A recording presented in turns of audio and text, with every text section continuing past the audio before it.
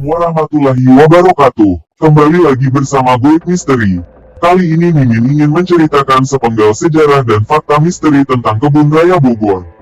Selamat mendengarkan. Serangkaian kisah mistis dan fakta menarik di Kebun Raya Bogor.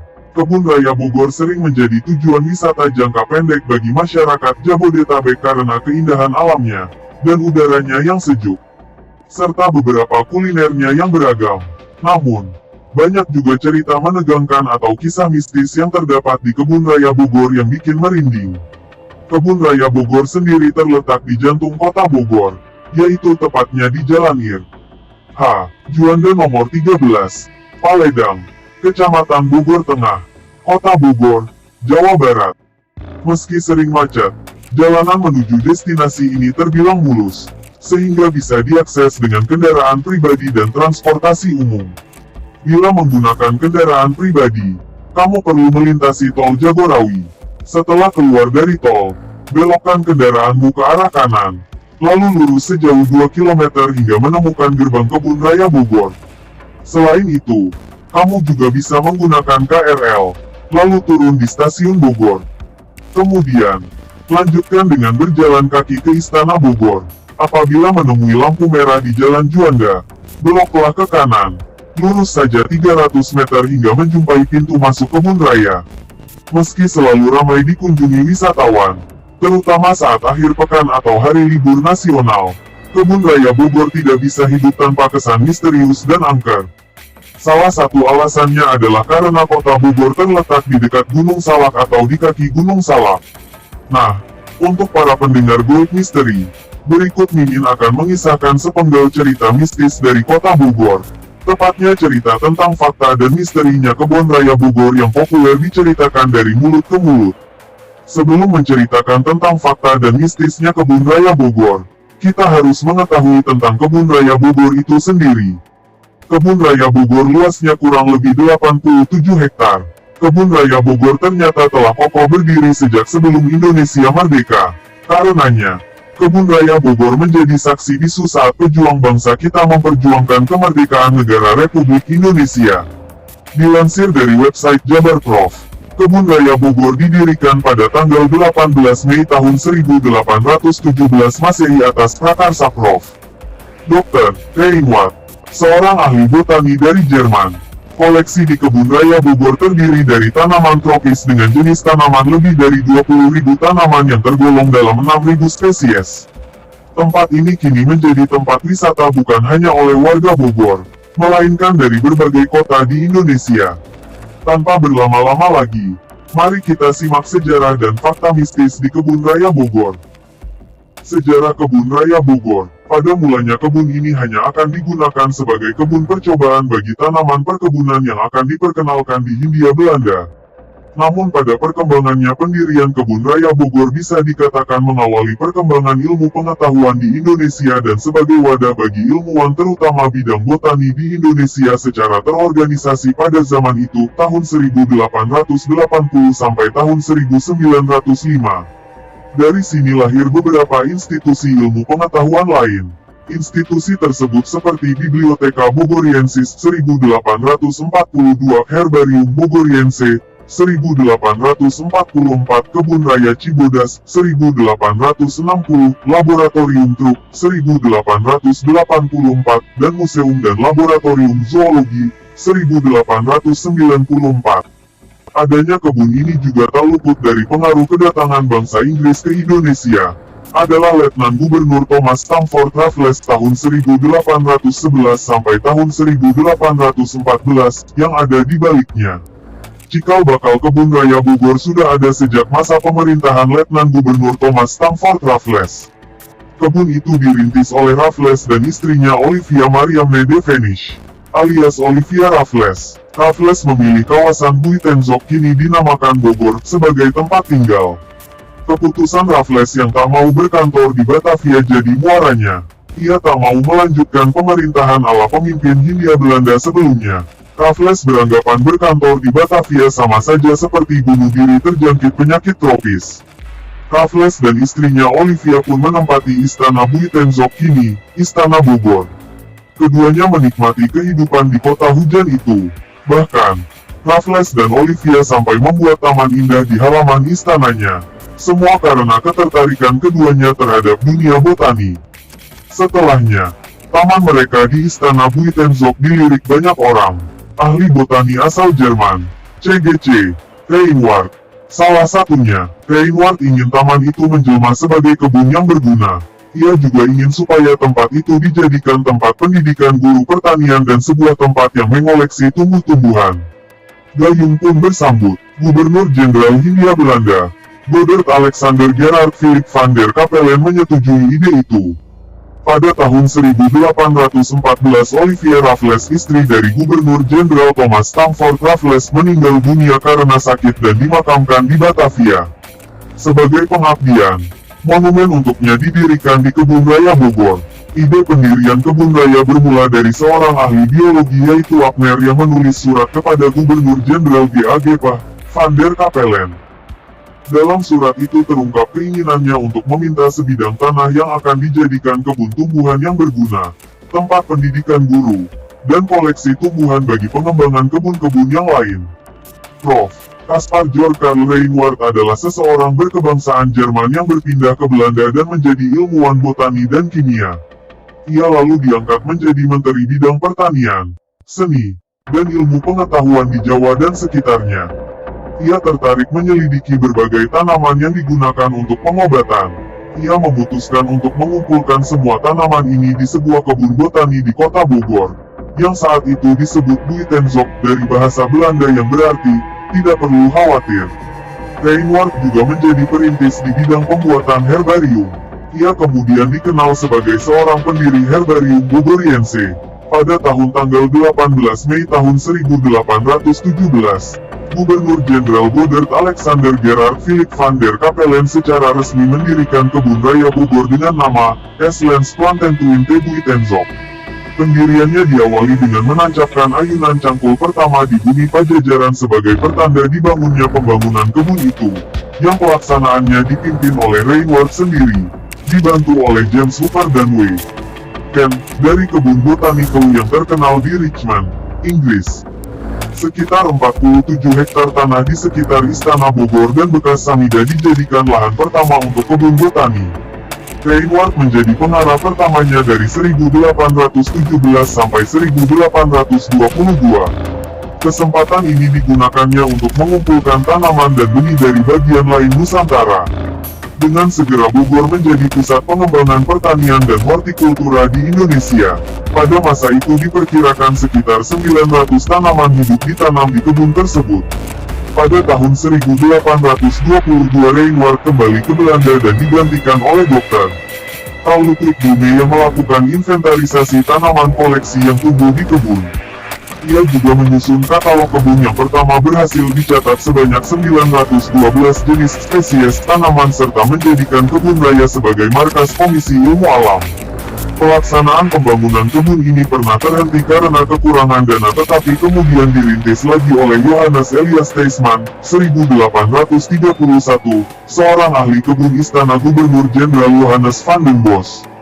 Dimulai di periode ini, kebun raya berada di pengawasan staf Gubernur Jenderal. 1. Dengan dibantu oleh Justus Karl Haskaro. Ia melakukan pengaturan penanaman tanaman koleksi dengan mengelompokkan menurut suku familia. Theismann kemudian digantikan oleh Dr. Rudolf Hermann Christian Karel Sever pada tahun 1867 menjadi direktur, dan dilanjutkan kemudian oleh Prof. Dr. Melchior Trup. Pendirian Kebun Raya Bogor bisa dikatakan mengawali perkembangan ilmu pengetahuan di Indonesia. Dari sini lahir beberapa institusi ilmu pengetahuan lain, seperti Biblioteka Bogoriensis 1842, Herbarium Bogoriense 1844, Kebun Raya Cibodas 1860, Laboratorium Krupp 1884, dan Museum dan Laboratorium Zoologi 1894. Terdapat beberapa fakta mistis menarik di dalam Kebun Raya Bogor, yaitu 1. Terdapat kompleks pemakaman kuno warga Belanda. Jika kamu masuk ke dalam Kebun Raya Bogor dari gerbang utama, kemudian berjalan lurus hingga mendekati halaman belakang Istana Bogor, Di sebelah kiri akan tampak pepohonan bambu yang rimbun. Di antara pepohonan bambu tersebut, terdapat kompleks makam kuno warga Belanda. Kompleks pemakaman tersebut adalah makam para tokoh yang mengabdikan hidupnya untuk Kebun Raya Bogor. Bahkan, pemakaman ini telah ada sebelum Kebun Raya Bogor diresmikan. Pemakaman tersebut telah ada sebelum Kebun Raya Bogor didirikan, yaitu tahun 1817 Masehi, dan nisan pertama adalah milik Cornelis Otmans yang wafat tahun 1784 Masehi. Total ada 42 batu nisan di makam tersebut. Di tempat ini konon sering terlihat berbagai penampakan. Penampakan tersebut berupa kucing yang menjelma menjadi harimau. Selain itu, ada pula penampakan kuntilanak dan sosok pria berbulu lebat. Tempat angker ini semakin mencekam dengan hadirnya suara-suara menyeramkan yang kerap terdengar. 2. Kolam gunting. Masih di dekat bagian belakang Istana Bogor, kamu akan mudah menemukan sebuah kolam besar yang dinamakan kolam gunting. Disebut kolam gunting karena dari atas tampak seperti gunting. Ada beberapa pepohonan besar di dekatnya dan pulau kecil di tengahnya. Pengunjung yang berada di sekitaran kolam akan menyaksikan kolam indah dengan air mancur dan bunga teratai merah muda. Walau memberikan kesan cantik, namun terdapat sebuah rumor tentang kemistisan tempat ini. Di samping kolam tersebut, tepat dekat pohon lengkeng, tinggal dua sosok makhluk hitam tinggi besar yang tidak kasat mata. Sosok-sosok tersebut adalah penjaga kolam, dan ada juga yang mengaku melihat ular berukuran sangat besar muncul dari dalam kolam lalu menghilang seketika. Sedangkan, pulau kecil yang rimbun dengan pepohonan adalah habitat burung-burung, seperti burung bangau putih. Namun, sering terlihat juga penampakan wanita Belanda, dengan pakaian khas noni Belanda, berdiri di pulau tersebut. Katanya, penampakan itu adalah Lady Raffles, istri Thomas Stamford Raffles, yang monumen pemakamannya tidak jauh dari kolam tersebut. Suatu waktu, pernah ada proyek pengerukan kolam untuk membersihkan kolam tersebut. Namun, mendadak alat eskavatornya rusak dan patah saat sedang bekerja. Akhirnya, proyek dihentikan dan belum pernah berjalan lagi hingga saat ini. 3. Jembatan Putus Cinta. Jembatan Putus Cinta adalah jembatan gantung atau jembatan merah yang ada di Kebun Raya Bogor. Lokasi ini seperti sudah menjadi satu spot menarik untuk berfoto di Kebun Raya Bogor. Ada dua jembatan gantung di Kebun Raya Bogor yang terbentang melintasi Sungai Ciliwung. Ada mitos unik yang terkenal dari jembatan ini. Konon katanya jika seorang kekasih lewat jembatan ini, hubungannya bisa kandas. Mitos ini berdasarkan kabar sejarah yang mengisahkan ada seorang gadis Belanda yang menjalin hubungan dengan pria pribumi. Karena tak direstui, akhirnya gadis itu loncat dari jembatan gantung tersebut. 4. Terdapat taman rahasia. Ada sebuah taman rahasia yakni Taman Sujana Kassan. Di area taman ini, kalian dapat menyaksikan lambang negara, yaitu burung Garuda Pancasila. Namun keberadaan lambang negara tersebut terlihat samar-samar. Jadi kalian harus melihat lebih fokus untuk menemukan pola lambang negara Garuda Indonesia itu. Dari latar belakang itulah, Taman Sujana ini seringkali disebut sebagai taman rahasia. 5. Pohon jodoh. Konon, apabila sepasang kekasih datang ke sana maka hubungannya akan sehidup semati. Mitos ini bahkan sering dikaitkan dengan makam Ratu Galuh Mangkualam yang terletak di dekat pohon jodoh. Ratu Galuh Mangkualam adalah istri kedua Prabu Siliwangi, mantan penguasa Jawa Barat. Kompleks makam istri Prabu Siliwangi memiliki luas sekitar 200 meter persegi yang dilindungi pagar besi. Lokasinya tak jauh dari Jembatan Merah Gantung, yang merupakan salah satu ikon di Kebun Raya Bogor. Tempat ini sering dihindari lantaran suasananya yang berbeda dan menyeramkan, ditambah lagi letaknya yang lumayan jauh dan gelap. Komplek makam Ratu Galuh Mangkualam juga telah eksis sebelum Kebun Raya Bogor berdiri sehingga dikeramatkan dan banyak yang suka berziarah. Peziarah percaya bahwa berdoa di depan makam tersebut akan membuat mereka lebih kaya atau mudah dapat jodoh. Pohon jodoh ini adalah dua buah pohon beringin putih yang disebut pohon wanita dan meranti tembaga yang disebut pohon pria. Wujud kedua pohon yang telah ada sejak tahun 1866 Masehi itu memang serupa, sehingga kerap disebut jodoh. Kabarnya, makam dijaga oleh dua harimau putih berloreng hitam. Harimau itu adalah milik Prabu Siliwangi sendiri. Selain itu, Kadang terlihat juga sosok sang ratu dalam balutan kebaya. Di kompleks makam tersebut, tak hanya terdapat makam istri Prabu Siliwangi saja. Di kompleks makam ini juga terdapat 3 makam lainnya, yakni makam Mbah Bawu, Mbah Jepra, dan Solendang Galuh Pangkuan. Ketiganya merupakan petinggi kerajaan Siliwangi pada masa lampau. 6. Terdapat bunga Rafflesia arnoldi. Bunga langka ini ada di kawasan Kebun Raya Bogor.